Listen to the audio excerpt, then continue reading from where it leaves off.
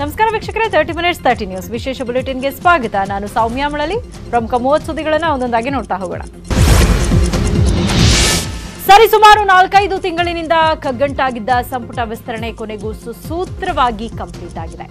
7 ಮಂದಿ ಶಾಸಕರು ನೂತನ ಸಚಿವರಾಗಿ ಸಿಎಂ ಬಿಎಸ್ವೈ ಸಂಪುಟಕ್ಕೆ ಕಾಲಿಟ್ಟಿದ್ದಾರೆ. ಸಂಜೆ 4 ಗಂಟೆ ಸುಮಾರಿಗೆ Umesh Katti, S Angara, CP Yogeshwar, Arvind Limbavali, MTB Nagaraj, R Shankar, Murugesh Nirani ನೂತನ ಸಚಿವರಾಗಿ ಪ್ರಮಾಣ ವಚನ ಸ್ವೀಕರಿಸಿದ್ದಾರೆ. ಎಲ್ಲಾ ಸಚಿವರಿಗೆ ರಾಜ್ಯಪಾಲರಾದ ವಿಆರ್ ವಾಲಾ ಅವರು ಪ್ರಮಾಣ ವಚನ ಬೋಧಿಸಿದರು. ಸಚಿವ ಸ್ಥಾನ ಸಿಗದಿದ್ದಕ್ಕೆ ಸರ್ಕಾರ ರಚನೆಯಾದ ದಿನದಿಂದಲೂ ಪಕ್ಷದ ವಿರುದ್ಧ ಸಿಡಿದೆದ್ದಿದ್ದ ಉಮೇಶ್ ಕತ್ತಿ ಕೊನೆಗೂ ಮಂತ್ರಿ ಪಟ್ಟ ಅಲಂಕರಿಸಿದ್ದಾರೆ. ದೇವರು ಹಾಗೂ ರೈತರ ಹೆಸರಿನಲ್ಲಿ ಉಮೇಶ್ ಕತ್ತಿ ಪ್ರಮಾಣ ವಚನ ಸ್ವೀಕರಿಸಿದರು. ಲಿಂಗಾಯತ ಸಮುದಾಯದ ಪ್ರಬಲ ನಾಯಕರಾಗಿರೋ ಉಮೇಶ್ ಕತ್ತಿ ತಂದೆ ವಿಶ್ವನಾಥ್ ಕತ್ತಿಯ ಅಕಾಲಿಕ ನಿಧನದಿಂದ ರಾಜಕೀಯಕ್ಕೆ ಎಂಟ್ರಿ ಕೊಟ್ಟರು. 1985ರ ಬೈ ಎಲೆಕ್ಷನ್ನಲ್ಲಿ ಜೆಎನ್ಪಿಯಿಂದ ಮೊದಲ ಬಾರಿಗೆ ಶಾಸಕರಾಗಿ ಆಯ್ಕೆಯಾದ ಉಮೇಶ್ ಕತ್ತಿ 1989, 1994ರಲ್ಲಿ ಜೆಡಿಎಸ್ನಿಂದ ಶಾಸಕರಾಗಿ ಆಯ್ಕೆಯಾಗಿದ್ರು. ನಂತರ 1999ರಲ್ಲಿ ಸಂಯುಕ್ತ ಜನತಾ ದಳದಿಂದ ಗೆಲುವನ್ನ ಸಾಧಿಸಿದ್ರು. ಬಳಿಕ 2004ರಲ್ಲಿ ಕಾಂಗ್ರೆಸ್ನಿಂದ ಸ್ಪರ್ಧಿಸಿದ್ದ ಉಮೇಶ್ ಕತ್ತಿ ಸೋಲುಂಡಿದ್ರು. ಮತ್ತೆ 2008ರಲ್ಲಿ ಜೆಡಿಎಸ್ಗೆ ಮರಳಿದ ಕತ್ತಿ ಅಧಿಕಾರದ ಚುಕ್ಕಾಣಿ ಹಿಡಿದ್ರು. ಅದೇ ವರ್ಷ ಜೆಡಿಎಸ್ಗೆ ಗುಡ್ ಬೈ ಹೇಳಿ ಬಿಜೆಪಿಗೆ ಎಂಟ್ರಿ ಆದ ಉಮೇಶ್ ಕತ್ತಿ ಉಪಚುನಾವಣೆಯಲ್ಲೂ ಗೆದ್ದು ಬೀಗಿದ್ರು. 2013, 2018ರಲ್ಲೂ ಸತತವಾಗಿ ಶಾಸಕರಾಗಿ ಆಯ್ಕೆಯಾಗಿರೋ ಕತ್ತಿ ಹುಕ್ಕೇರಿ ಕ್ಷೇತ್ರದಿಂದ 8 ಬಾರಿ ಶಾಸಕರಾಗಿ ಆಯ್ಕೆಯಾಗಿದ್ದಾರೆ. 1994ರಲ್ಲಿ ದೇವೇಗೌಡ ಸಂಪುಟದಲ್ಲಿ ಸಕ್ಕರೆ ಮಂತ್ರಿ, 1998ರಲ್ಲಿ ಜೆಎಚ್ ಪಟೇಲ್ ಸಂಪುಟದಲ್ಲಿ ಲೋಕೋಪಯೋಗಿ ಸಚಿವರು ಹಾಗೂ 2008ರಲ್ಲಿ ಯಡಿಯೂರಪ್ಪ ಸರ್ಕಾರದಲ್ಲಿ ಬಂಧಿಖಾನೆ ಸಚಿವರಾಗಿ 3 ಬಾರಿ ಅಧಿಕಾರ ನಡೆಸಿದ ಅನುಭವವನ್ನು ಹೊಂದಿದ್ದಾರೆ. ಉಮೇಶ್ ಕತ್ತಿ ನಂತರ ಪ್ರಮಾಣ ವಚನ ಸ್ವೀಕರಿಸಿದ ಅರವಿಂದ್ ಲಿಂಬಾವಳಿ ದೇವರ ಹೆಸರಲ್ಲಿ ಗದ್ದುಗೆ ಏರಿದ್ದಾರೆ. ಬಿಜೆಪಿ ಹಿರಿಯ ನಾಯಕರು, ರಾಜ್ಯ ಬಿಜೆಪಿ ಉಪಾಧ್ಯಕ್ಷರಾಗಿರೋ ಲಿಂಬಾವಳಿ ಬೋವಿ ಸಮುದಾಯದ ಪ್ರಭಾವಿ ನಾಯಕರಾಗಿ ಗುರುತಿಸಿಕೊಂಡಿದ್ದಾರೆ. ಮೊದಲಿನಿಂದಲೂ ಆರ್ಎಸ್ಎಸ್, ಎಬಿವಿಪಿ ಸಂಘ ಪರಿವಾರದ ನಂಟು ಹೊಂದಿರೋ ಲಿಂಬಾವಳಿ ಆರ್ಎಸ್ಎಸ್ ಜೊತೆ 35 ವರ್ಷಗಳ ಒಡನಾಟ ಇಟ್ಕೊಂಡಿದ್ದಾರೆ. 1992ರಲ್ಲಿ ಎಬಿವಿಪಿ ರಾಷ್ಟ್ರೀಯ ಕಾರ್ಯದರ್ಶಿಯಾಗಿದ್ದ ಲಿಂಬಾವಳಿ 2006ರಿಂದ 2009ರವರೆಗೆ ಬಿಜೆಪಿ ರಾಷ್ಟ್ರೀಯ ಕಾರ್ಯಕಾರಿ ಸಮಿತಿ ಸದಸ್ಯರಾಗಿ ನೇಮಕಗೊಂಡಿದ್ರು. ನಂತರ 2004ರಲ್ಲಿ ವಿಧಾನ ಪರಿಷತ್ ಸದಸ್ಯರಾಗಿಯೂ ಗೆದ್ದು ಬೀಗಿದ್ರು. 2008ರಲ್ಲಿ ಮಹದೇವಪುರ ಶಾಸಕರಾಗಿ ಆಯ್ಕೆಯಾದ ಲಿಂಬಾವಳಿ 2008ರಲ್ಲಿ ಉನ್ನತ ಶಿಕ್ಷಣ ಸಚಿವರಾಗಿ ಜವಾಬ್ದಾರಿಯನ್ನು ನಿರ್ವಹಿಸಿದ್ರು. ನಂತರ 2012ರಲ್ಲಿ ಆರೋಗ್ಯ ಸಚಿವರಾಗಿದ್ದ ಲಿಂಬಾವಳಿ 2013 ಹಾಗೂ 2018ರಲ್ಲಿ 3 ಬಾರಿ ಶಾಸಕರಾಗಿ ಆಯ್ಕೆಯಾದರು. 2019ರಲ್ಲಿ ತೆಲಂಗಾಣದಲ್ಲಿ ಲೋಕಸಭೆ ಚುನಾವಣೆಯಲ್ಲಿ ಉಸ್ತುವಾರಿ ವಹಿಸಿಕೊಂಡಿದ್ದ ಲಿಂಬಾವಳಿ ಹೈಕಮಾಂಡ್ ಮಟ್ಟದಲ್ಲೂ ಗುರುತಿಸಿಕೊಂಡಿದ್ದಾರೆ. ಇನ್ನು ಎಂಟಿಬಿ ನಾಗರಾಜ್ ಸಹ ಪ್ರಮಾಣ ವಚನ ಸ್ವೀಕರಿಸಿದ್ದು ದೇವರ ಹೆಸರಿನಲ್ಲಿ ಅಧಿಕಾರಕ್ಕೇರಿದ್ದಾರೆ. 1999ರಲ್ಲಿ ರಾಜಕೀಯ ರಂಗ ಪ್ರವೇಶಿಸಿದ ಎಂಟಿಬಿ 2004ರಲ್ಲಿ ಕಾಂಗ್ರೆಸ್ನಿಂದ ಶಾಸಕರಾಗಿ ಆಯ್ಕೆಯಾದರು. ಬಳಿಕ 2008ರಲ್ಲಿ ಬಿಎನ್ ಬಚ್ಚೇಗೌಡ ವಿರುದ್ಧ ಸೋಲುಂಡ ಎಂಟಿಬಿ 2013ರಲ್ಲಿ ಬಚ್ಚೇಗೌಡ ವಿರುದ್ಧ ಗೆದ್ದು ಸೇಡು ತೀರಿಸಿಕೊಂಡರು. ಸಿದ್ದರಾಮಯ್ಯ ಸರ್ಕಾರದಲ್ಲಿ ಬಿಐಎಪಿಎ ನಿಗಮದ ಅಧ್ಯಕ್ಷರಾಗಿದ್ದ ಎಂಟಿಬಿ 2018ರಲ್ಲಿ ಮೈತ್ರಿ ಸರ್ಕಾರದಲ್ಲಿ ವಸತಿ ಸಚಿವರಾಗಿಯೂ ಜವಾಬ್ದಾರಿಯನ್ನ ನಿರ್ವಹಿಸಿದರು. ನಂತರ 2019ರಲ್ಲಿ ನಡೆದ ಆಪರೇಷನ್ ಕಮಲದಲ್ಲಿ ಶಾಸಕ ಸ್ಥಾನಕ್ಕೆ ರಾಜೀನಾಮೆ ನೀಡಿ ಬಿಜೆಪಿಗೆ ಎಂಟ್ರಿ ಕೊಟ್ಟ ಎಂಟಿಬಿ 2020ರಲ್ಲಿ ನಡೆದ ಬೈ ಎಲೆಕ್ಷನ್ನಲ್ಲಿ ಶರದ್ ಬಚ್ಚೇಗೌಡ ವಿರುದ್ಧ ಸೋಲುಂಡಿದ್ರು. ಬಳಿಕ ಎಂಟಿಬಿಯನ್ನ ಎಂಎಲ್ಸಿ ಆಗಿ ಆಯ್ಕೆ ಮಾಡಿದ ಬಿಜೆಪಿ ಈಗ ಸಚಿವ ಸ್ಥಾನದ ಹೊಣೆ ನೀಡಿದೆ.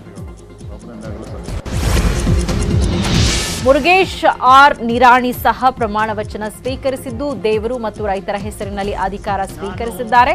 ಪುಣೆಯಲ್ಲಿ ಬಿಇ ಸಿವಿಲ್ ಪದವಿ ಪಡೆದಿರೋ ನಿರಾಣಿ ಲಿಂಗಾಯತ ಸಮುದಾಯದ ಪ್ರಬಲ ನಾಯಕರಲ್ಲಿ ಒಬ್ಬರಾಗಿ ಗುರುತಿಸಿಕೊಂಡಿದ್ದಾರೆ. 2004ರಿಂದ 8ರಲ್ಲಿ ಜಮಖಂಡಿ ಹಾಗೂ ಬಿಳಗಿಯಲ್ಲಿ ಗೆದ್ದ ನಿರಾಣಿ ಶಾಸಕರಾಗಿ ಅಧಿಕಾರವನ್ನ ನಡೆಸಿದ್ರು. ನಂತರ 2013ರಲ್ಲಿ ನಡೆದ ಚುನಾವಣೆಯಲ್ಲಿ ಬಿಳಗಿ ಕ್ಷೇತ್ರದಲ್ಲಿ ನಿರಾಣಿ ಸೋಲುಂಡಿದ್ರು. ಆದರೆ 2018ರಲ್ಲಿ ಮತ್ತೆ ಅದೇ ಕ್ಷೇತ್ರದಲ್ಲಿ ಸ್ಪರ್ಧಿಸಿದ್ದ ಮುರುಗೇಶ್ ನಿರಾಣಿ ಶಾಸಕರಾಗಿ ಗೆದ್ದು ಬೀಗಿದ್ರು. 2008ರಿಂದ 2014ರವರೆಗೆ ಬೃಹತ್ ಮತ್ತು ಮಧ್ಯಮ ಕೈಗಾರಿಕಾ ಸಚಿವರಾಗಿ ಜವಾಬ್ದಾರಿ ನಿರ್ವಹಿಸಿದರು. ಬಿಎಸ್ವೈ, ಸದಾನಂದಗೌಡ, ಶೆಟ್ಟರ್ ಸಂಪುಟದಲ್ಲೂ ಸಚಿವರಾಗಿ ಕಾರ್ಯನಿರ್ವಹಿಸಿದ ಅನುಭವ ಹೊಂದಿದ್ದಾರೆ. ಅಷ್ಟೇ ಅಲ್ಲ, ವಿಶ್ವ ಬಂಡವಾಳ ಹೂಡಿಕೆದಾರರ ಸಮಾವೇಶ ನಡೆಸಿದ ಖ್ಯಾತಿ ಇವರ ಹೆಗಲಿಗಿದೆ. ಬಿಜೆಪಿ ಅಧಿಕಾರಕ್ಕೇರಿದ ದಿನದಿಂದಲೂ ಸಚಿವ ಸ್ಥಾನಕ್ಕೆ ಕಣ್ಣರಳಿಸಿ ಕಾಯ್ತಾ ಇದ್ದ ಆರ್ ಶಂಕರ್ ಕೊನೆಗೂ ಮಂತ್ರಿ ಪಟ್ಟ ಅಲಂಕರಿಸಿದ್ದಾರೆ. ದೇವರ ಹೆಸರಿನಲ್ಲಿ ಪ್ರಮಾಣ ವಚನ ಸ್ವೀಕರಿಸಿದ್ದಾರೆ. 2018ರಲ್ಲಿ ಕೆಪಿಜೆಪಿ ಪಕ್ಷದ ಮೂಲಕ ರಾಜಕೀಯ ಪ್ರವೇಶ ಮಾಡಿದ ಆರ್ ಶಂಕರ್ ರಾಣಿಬೆನ್ನೂರು ಶಾಸಕರಾಗಿ ಮೊದಲ ಬಾರಿ ಆಯ್ಕೆಯಾದರು. ಅಲ್ಲದೆ ಕೆಪಿಜೆಪಿಯಿಂದ ಆಯ್ಕೆಯಾದ ಏಕೈಕ ಶಾಸಕ ಅನ್ನೋ ಹೆಗ್ಗಳಿಕೆಗೂ ಪಾತ್ರರಾದರು. ಕಾಂಗ್ರೆಸ್ನ ಹಿರಿಯ ನಾಯಕರಾದ ಕೋಳಿವಾಡ ವಿರುದ್ಧವೇ ಶಂಕರ್ ಗೆದ್ದು ಬೀಗಿದ್ರು. ಕಾಂಗ್ರೆಸ್ ಜೆಡಿಎಸ್ ಮೈತ್ರಿ ಸರ್ಕಾರದಲ್ಲೂ ಸಚಿವರಾಗಿದ್ದ ಶಂಕರ್ 3 ವರ್ಷಗಳಲ್ಲಿ 3 ಬಾರಿ ಸಚಿವರಾಗಿ ಕಾರ್ಯನಿರ್ವಹಿಸಿದ್ದಾರೆ. ಮೈತ್ರಿ ಸರ್ಕಾರದಲ್ಲಿ ಜೈವಿಕ ಪರಿಸರ ಮತ್ತು ಅರಣ್ಯ ಸಚಿವ ಹಾಗೂ ಪೌರಾಡಳಿತ ಸಚಿವರಾಗಿ ಆರ್ ಶಂಕರ್ ಕೆಲಸ ಮಾಡಿದ್ದಾರೆ. 2019ರಲ್ಲಿ ಬಿಜೆಪಿ ಸೇರ್ಪಡೆಯಾದ ಶಂಕರ್ 2020ರ ಬೈ ಎಲೆಕ್ಷನ್ನಲ್ಲಿ ಟಿಕೆಟ್ ಸಿಗದ ಕಾರಣ ಬಿಜೆಪಿ ಎಂಎಲ್ಸಿ ಆಗಿ ಆಯ್ಕೆಯಾಗಿದ್ದರು. ಇನ್ನು ಸಿಪಿ ಯೋಗೇಶ್ವರ್ಗೂ ಸಹ ಬಿಜೆಪಿಯಲ್ಲಿ ಮಂತ್ರಿ ಸ್ಥಾನ ಸಿಕ್ಕಿದ್ದು ದೇವರ ಹೆಸರಿನಲ್ಲಿ ಪ್ರಮಾಣ ವಚನ ಸ್ವೀಕರಿಸಿದ್ದಾರೆ. 1996ರಲ್ಲಿ ರಾಜಕೀಯ ರಂಗ ಪ್ರವೇಶ ಮಾಡಿದ ಸಿಪಿವೈ 1996ರಲ್ಲಿ ಚನ್ನಪಟ್ಟಣದ ಪಕ್ಷೇತರ ಶಾಸಕರಾಗಿ ಆಯ್ಕೆಯಾಗಿದ್ದರು.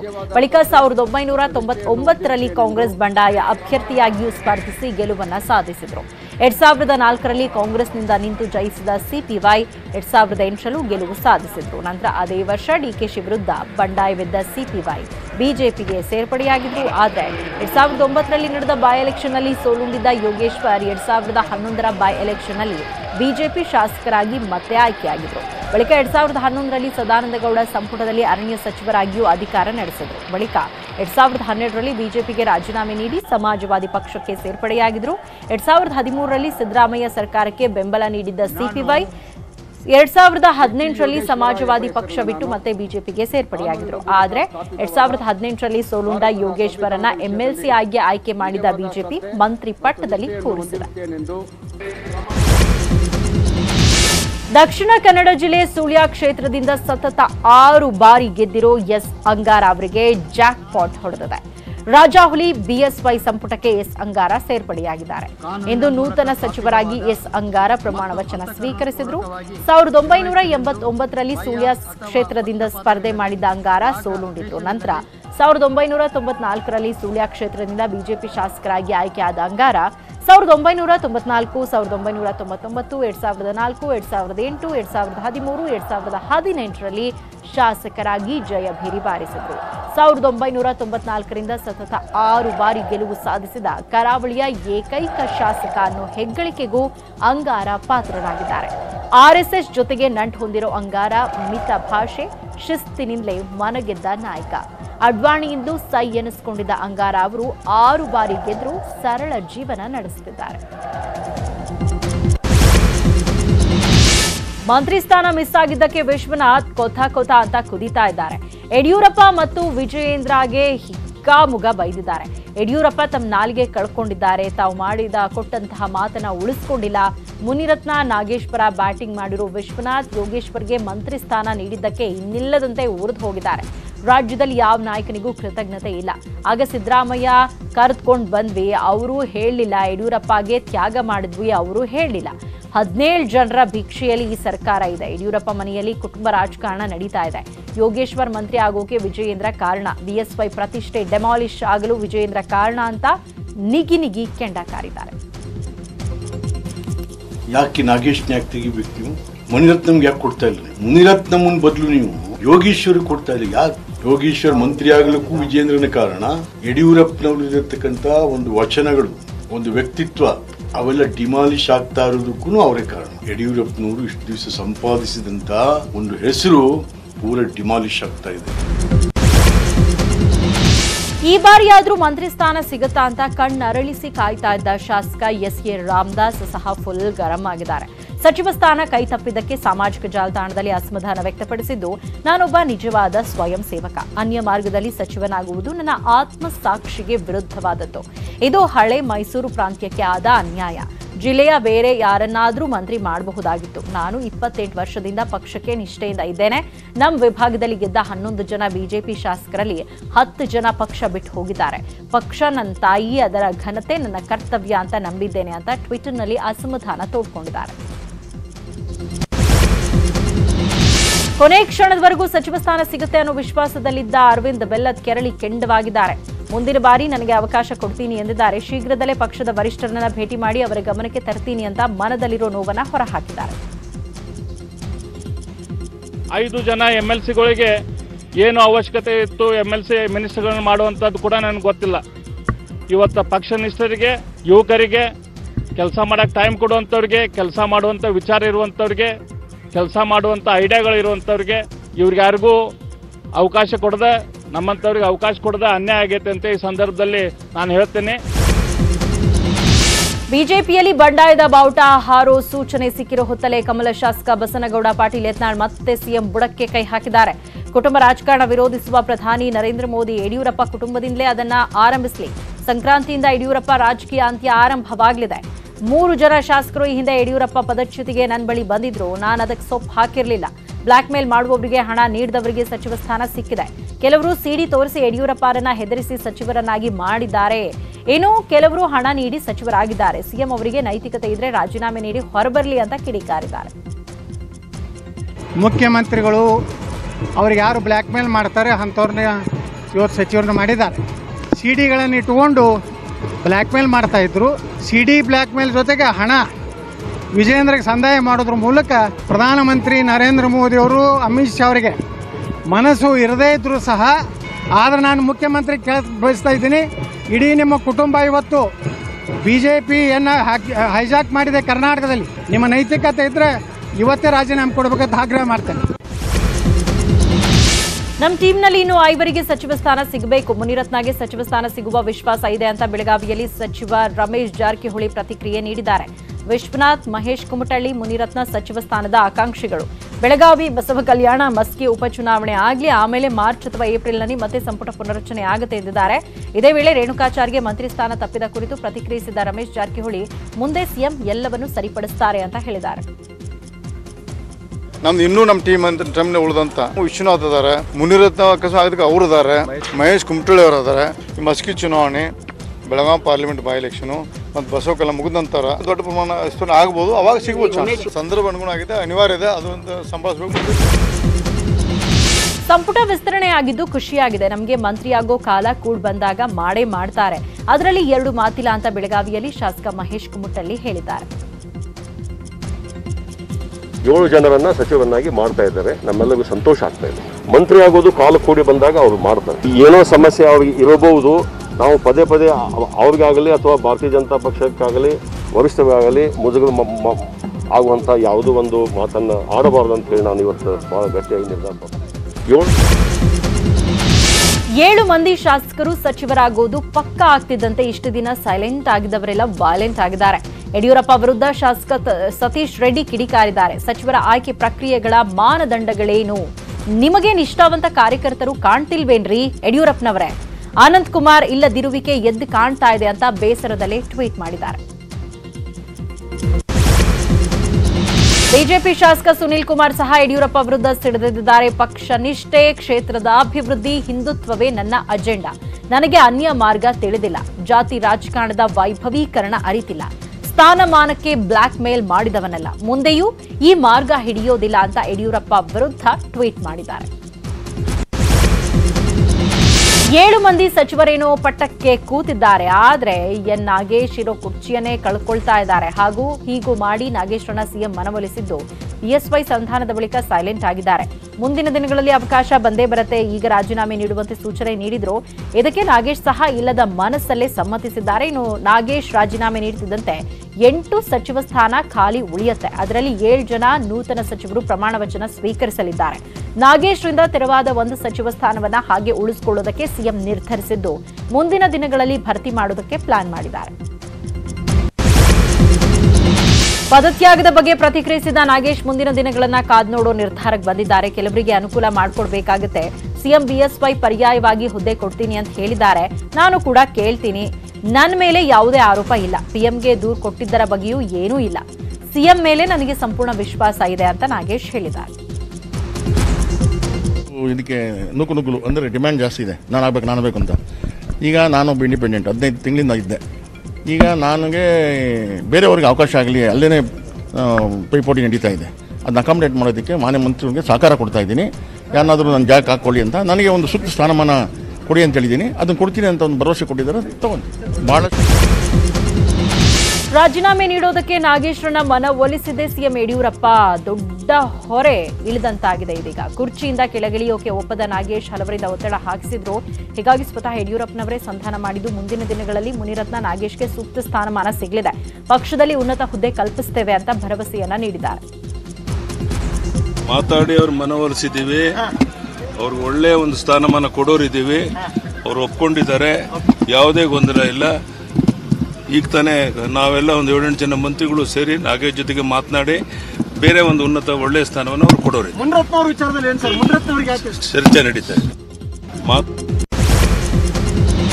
ಬೀಸೋ ದೊಣ್ಣೆಯಿಂದ ಸಚಿವೆ ಶಶಿಕಲಾ ಜೊಲ್ಲೆ ಸದ್ಯಕ್ಕಂತೂ ಪಾರಾಗಿದ್ದಾರೆ. ಈ ಬಾರಿ ಸಚಿವ ಸಂಪುಟದಿಂದ ಜೊಲ್ಲೆಗೆ ಕೊಡಲು ಸಿಎಂ ನಿರ್ಧರಿಸಿದ್ರಂತೆ. ಆದರೆ ಕೊನೆ ಕ್ಷಣದಲ್ಲಿ ನಿರ್ಧಾರ ಬದಲಾಯಿಸಿದ್ದಾರೆ. ಇದರ ಹಿಂದೆಯೂ ಒಂದು ಗೇಮ್ ಪ್ಲಾನ್ ಇದೆ. ಜೊಲ್ಲೆಯ ಮಂತ್ರಿ ಸ್ಥಾನ ಉಳಿಸಿದೆ ಬೆಳಗಾವಿ ಬೈ ಎಲೆಕ್ಷನ್ ಅಂತ ಹೇಳಲಾಗ್ತಾ ಇದೆ. ಯಾಕಂದ್ರೆ ಈಗೇನಾದ್ರೂ ಮಂತ್ರಿ ಸ್ಥಾನ ಕಿತ್ಕೊಂಡ್ರೆ ಎಲೆಕ್ಷನ್ ವೇಳೆ ಅಸಮಾಧಾನ ಸ್ಫೋಟಗೊಳ್ಳೋ ಭೀತಿ ಇದೆ. ಜೊಲ್ಲೆ ಕುಟುಂಬ ತಿರುಗಿ ಬಿದ್ರೆ ಚುನಾವಣೆ ವೇಳೆ ಕಷ್ಟ ಆಗಲಿದೆ ಅನ್ನೋದಕ್ಕೆ ಅದನ್ನ ಅರ್ಥಂತಹ ಕಮಲ ಪಡೆ ಮಂತ್ರಿಗಿರಿ ವಾಪಸ್ ಪಡೆಯಲು ಹಿಂದೇಟು ಹಾಕಿದೆ ಅನ್ನೋದು ಮಾತುಗಳು ರಾಜಕೀಯ ವಲಯದಲ್ಲಿ ಕೇಳಿ ಬರ್ತಾ ಇವೆ. ಇನ್ನುಳಿದ 10 ಪ್ರಮುಖ ಸುದ್ದಿ ನೋಡೋಣ ಚಿಕ್ಕ ಬ್ರೇಕ್ ಆದ್ಮೇಲೆ. 7 ಜನ ಶಾಸಕರು ಮಂತ್ರಿ ಪಟ್ಟಕ್ಕೇರ್ತಿದ್ದಂತೆ ಇತ್ತ ಮಾಜಿ ಸಿಎಂ ಸಿದ್ದರಾಮಯ್ಯ ಮತ್ತೆ ಸರ್ಕಾರದ ವಿರುದ್ಧ ವಾಗ್ದಾಳಿಯನ್ನು ಮುಂದುವರೆಸಿದ್ದಾರೆ. 7 ಮಂತ್ರಿಗಳು ಸೇರ್ಕೊಂಡ್ರೆ ಸರ್ಕಾರ ಟೇಕ್ ಆಫ್ ಆಗಲ್ಲ. ಸರ್ಕಾರ ಈಗಾಗಲೇ ಅಧೋಗತಿಗೆ ಹೋಗಿದೆ. ಈ ಸರ್ಕಾರ ಪರಿಪೂರ್ಣ ಆಗಲ್ಲ. ಬಿಎಸ್ವೈ ಸ್ವಲ್ಪ ದಿನ ಮುಂದುವರಿಬಹುದಷ್ಟೇ. ಹೈಕಮಾಂಡ್ ಸಿಎಂ ರಾಜೀನಾಮೆ ಕೇಳಿತು. ಆದರೆ ಕ್ಯಾಬಿನೆಟ್ ಪುನರ್ರಚನೆವರೆಗೆ ಅವಕಾಶ ಕೇಳಿದ್ರು ಅಂತ ಸರ್ಕಾರದ ವಿರುದ್ಧ ಸಿದ್ದು ಕಿಡಿಕಾರಿದ್ದಾರೆ. ನಮ್ಮ ಎಂಎಲ್ಎಗಳನ್ನ ಕೊಂಡುಕೊಂಡು ಇವತ್ತು ಯಡಿಯೂರಪ್ಪ ಮುಖ್ಯಮಂತ್ರಿ ಆಗಿರೋದು, ಜನರಿಂದ ಆಶೀರ್ವಾದ ಮುಖ್ಯಮಂತ್ರಿ ಆಗಿರೋದು.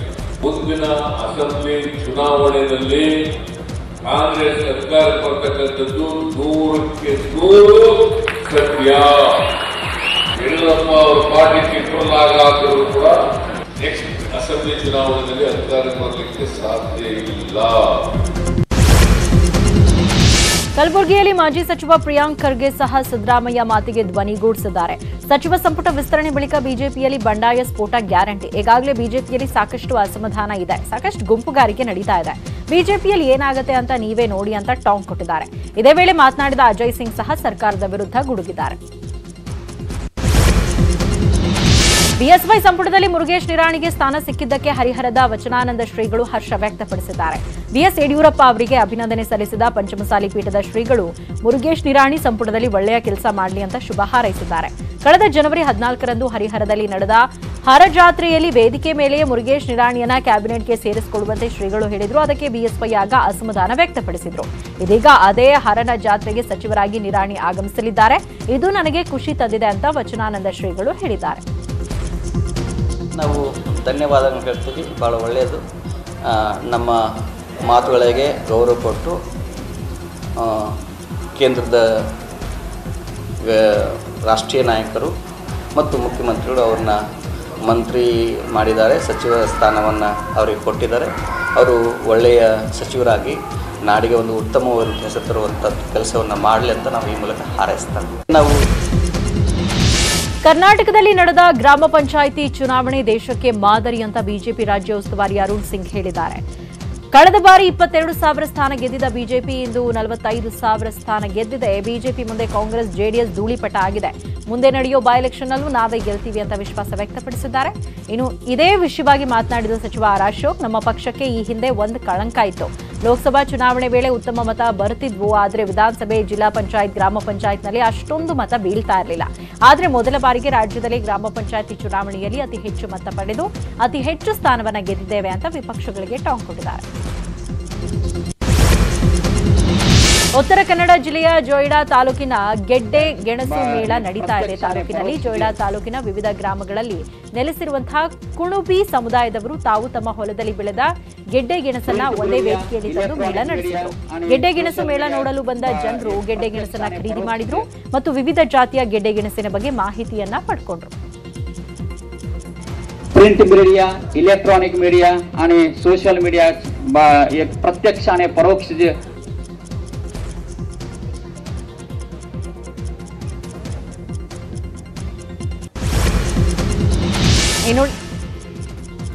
ಇನ್ನುಳಿದ 5 ಪ್ರಮುಖ ಸುದ್ದಿ ನೋಡೋಣ ಚಿಕ್ಕ ಬ್ರೇಕ್ ಆದ್ಮೇಲೆ. ವಿಶ್ವನಾಥ್ಗೆ ಸಚಿವ ಸ್ಥಾನ ಕೈತಪ್ಪಿದ್ದಂತೆ ಹಳ್ಳಿ ಹಕ್ಕಿ ವಿರುದ್ಧ ಸಾರಾ ಮಹೇಶ್ ಮತ್ತೆ ಕಾಲೆಳೆದಿದ್ದಾರೆ. ಚಾಮರಾಜನಗರದಲ್ಲಿ ಮಾತನಾಡಿದ ಸಾರಾ ಮಹೇಶ್, ಎಚ್ ವಿಶ್ವನಾಥ್ಗೆ ಚಾಮುಂಡೇಶ್ವರಿ ಶಾಪ ತಟ್ಟಿದೆ. ನ್ಯಾಯ ದೇವತೆಯ ತೀರ್ಪಿದು, ಹಾಗಾಗಿ ಅವರಿಗೆ ಮಂತ್ರಿ ಸ್ಥಾನ ತಪ್ಪಿದೆ. ಯಡಿಯೂರಪ್ಪನವರ ಬಗ್ಗೆ ಮಾತನಾಡಲು ಸಣ್ಣ ನೈತಿಕತೆಯೂ ವಿಶ್ವನಾಥ್ಗಿಲ್ಲ.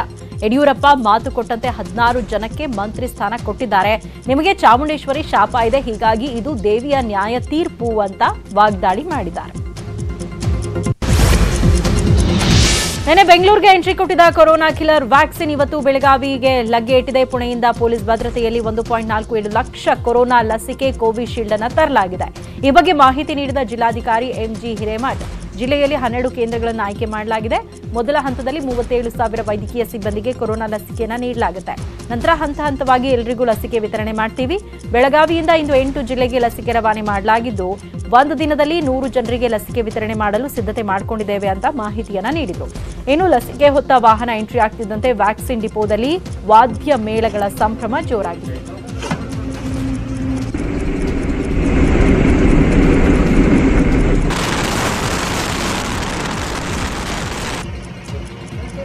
ನಿನ್ನೆ ಬೆಂಗಳೂರಿಗೆ ಬಂದಿಳಿದಂತಹ ಕೊರೋನಾ ವ್ಯಾಕ್ಸಿನ್ ಇದೀಗ ಬೆಳಗಾವಿಗೂ ಕೂಡ ತಲುಪಿದೆ. ಪುಣೆ ಮುಖಾಂತರ ಬೆಳಗಾವಿಗೆ ವ್ಯಾಕ್ಸಿನ್ ಅನ್ನ ತರಲಾಗಿದೆ. ಇನ್ನು ವಾದ್ಯ ಮೇಳಗಳೊಂದಿಗೆ ಈ ವ್ಯಾಕ್ಸಿನ್ ಅನ್ನ ಬರಮಾಡಿಕೊಳ್ಳಲಾಗಿದೆ.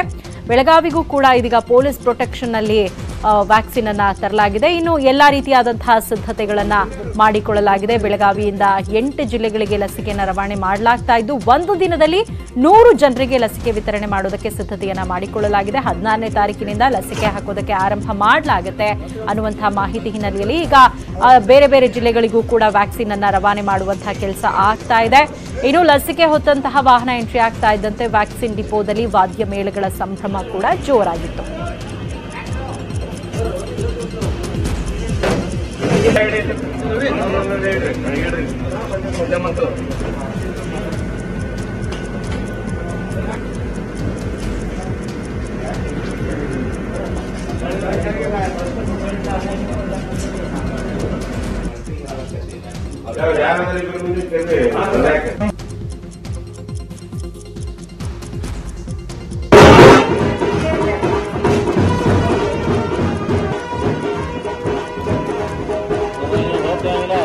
ನಿನ್ನೆ ಬೆಂಗಳೂರಿಗೆ ಕೊರೋನಾ ವ್ಯಾಕ್ಸಿನ್ ಬಂದಿತ್ತು. ಇವತ್ತು ಬೆಳಗಾವಿಗೂ ಕೂಡ ವ್ಯಾಕ್ಸಿನ್ ತಲುಪಿದೆ. ಪುಣೆಯಿಂದ ಪೊಲೀಸ್ ಭದ್ರತೆಯಲ್ಲಿ ಸುಮಾರು 1.47 ಲಕ್ಷ ಕೊರೋನಾ ಲಸಿಕೆ ಕೋವಿಶೀಲ್ಡ್ ಅನ್ನ ಬೆಳಗಾವಿಗೆ ತರಲಾಯಿತು.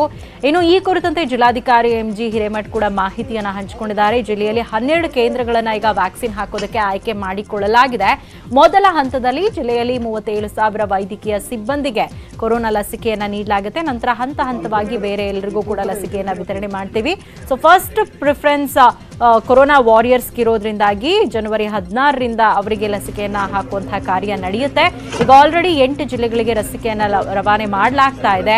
ಒಂದು ದಿನದಲ್ಲಿ 100 ಜನರಿಗೆ ಲಸಿಕೆಯನ್ನ ಹಾಕೋದಕ್ಕೆ ಎಲ್ಲಾ ರೀತಿಯಾದಂತಹ ಸಿದ್ಧತೆಗಳನ್ನ ಕೂಡ ನಾವು ಮಾಡ್ಕೊಂಡಿದ್ದೀವಿ ಅನ್ನುವಂತಹ ಮಾಹಿತಿಯನ್ನ ಜಿಲ್ಲಾಧಿಕಾರಿಗಳು ಕೊಟ್ಟಿದ್ದಾರೆ. ಏನು ಲಸಿಕೆ ಹೊತ್ತಂತಹ ವಾಹನ ಎಂಟ್ರಿ ಆಗ್ತಾ ಇದ್ದಂತೆ ವ್ಯಾಕ್ಸಿನ್ ಡಿಪೋದಲ್ಲಿ ವಾದ್ಯ ಮೇಳಗಳ ಸಂಭ್ರಮ ಕೂಡ ಜೋರಾಗಿತ್ತು. ಆರತಿ ಕೂಡ ಮಾಡಲಾಯಿತು. ನಂತರ ಬೇರೆ ಬೇರೆ ಜಿಲ್ಲೆಗಳಿಗೆ ವ್ಯಾಕ್ಸಿನ್ ಅನ್ನ ರವಾನೆ ಮಾಡಲಾಗಿದೆ. ಸುಮಾರು 8 ಕೇಂದ್ರಗಳಲ್ಲಿ ಏನು ವ್ಯಾಕ್ಸಿನ್ ಅನ್ನ ಹಾಕಬೇಕು ಅಂತ ಈಗ ಎಲ್ಲ ಸಿದ್ಧತೆಯನ್ನ ಮಾಡಿಕೊಳ್ಳಲಾಗಿದೆ. ಅಲ್ಲಿಗೆ ವ್ಯಾಕ್ಸಿನ್ ಅನ್ನು ಕೂಡ ರವಾನೆ ಮಾಡಲಾಗಿದೆ.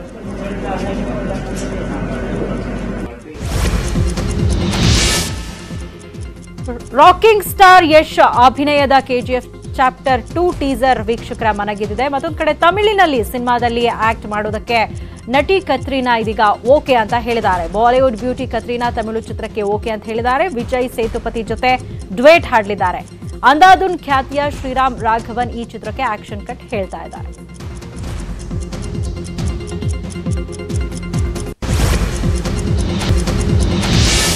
ಕರ್ನಾಟಕ ವಾಣಿಜ್ಯ ಚಲನಚಿತ್ರ ಮಂಡಳಿ ನಡೆಗೆ ಹಿರಿಯ ನಿರ್ಮಾಪಕ ನಿರ್ದೇಶಕರು ಅಸಮಾಧಾನ ವ್ಯಕ್ತಪಡಿಸಿದ್ದಾರೆ. ಇವತ್ತು ಸ್ಯಾಂಡಲ್ವುಡ್ನ ಹಿರಿಯ ನಿರ್ಮಾಪಕ ಮತ್ತು ನಿರ್ದೇಶಕರಾದ ರಾಜೇಂದ್ರ ಸಿಂಗ್ ಬಾಬು, ಶೈಲೇಂದ್ರ ಬಾಬು, ನಿರ್ದೇಶಕ ನಾಗದಿಹಳ್ಳಿ ಚಂದ್ರಶೇಖರ್, ಮುರಳಿ, ಮದನ್ ಪಟೇಲ್ ಸೇರಿದಂತೆ ಹಲವರು ಫಿಲ್ಮ್ ಚೇಂಬರ್ ನಡೆ ವಿರುದ್ಧ ಕಿಡಿಕಾರಿದ್ದಾರೆ. ಕರ್ನಾಟಕ ಚಲನಚಿತ್ರ ವಾಣಿಜ್ಯ ಮಂಡಳಿಯ ಚುನಾವಣೆಗೆ ತಡೆಯೊಡ್ಡಿ ಸಹಕಾರ ಸಂಘಗಳ ಉಪನಿಬಂಧನಾ ಅಧಿಕಾರಿ ಮಧ್ಯಂತರ ಆದೇಶ ಹೊರಡಿಸಿದ್ದಾರೆ. ಈ ಬಗ್ಗೆ ಇಲ್ಲಿ ತನಕವೂ ಯಾವುದೇ ಪ್ರತಿಕ್ರಿಯೆ ನೀಡಿಲ್ಲ. ಹಾಗಾಗಿ ಸಮಾನ ಮನಸ್ಕರೆಲ್ಲ ಸೇರಿ ಈ ಬಗ್ಗೆ ಹೋರಾಟ ಮಾಡಲು ನಿರ್ಧರಿಸಿದ್ದೇವೆ ಅಂತ ಹೇಳಿದ್ದಾರೆ. ಇದಿಷ್ಟು ಸದ್ಯದ ನ್ಯೂಸ್ ಅಪ್ಡೇಟ್ಸ್. ನೋಡ್ತಾ ಇರಿ ನ್ಯೂಸ್ 18 ಕನ್ನಡ. ಜಾಲ ನಮ್ಮದು, ಬಲ ನಿಮ್ಮದು.